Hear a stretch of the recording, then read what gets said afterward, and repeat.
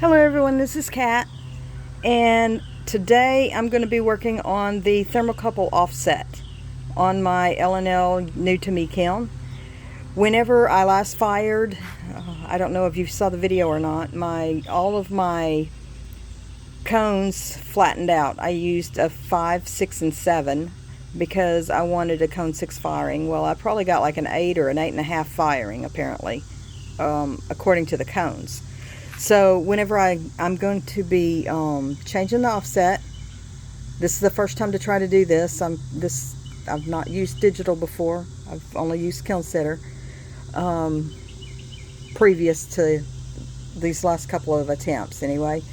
So according to the instructions, I hit other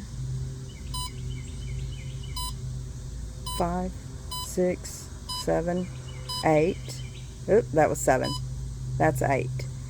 Okay, so hitting other 8 times, I'm supposed to hit 1, enter, and that's thermocouple 1. So I'm going to hit enter again.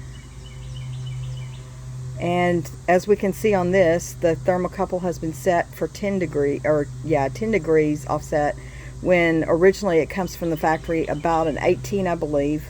They must have backed it off whenever when their elements started getting lower heat to them before, and then I changed them, and so now they were like flaming hot in there. So the recommendation was 15 offset for flattened cones, which I did get flattened cones, but I'm going to start with a 10. Right now it's already a 10, so I'm going to go with 20.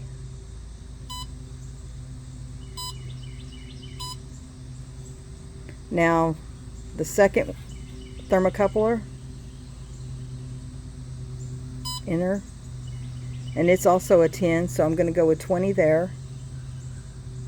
20. Thermocouple 3. Oh, it has no offset on it. So on thermocouple 3, I did get consistent results from the they were both the cone packs that I put in there were about the same. So this has no offset, so I'm going to do a 10 offset on it.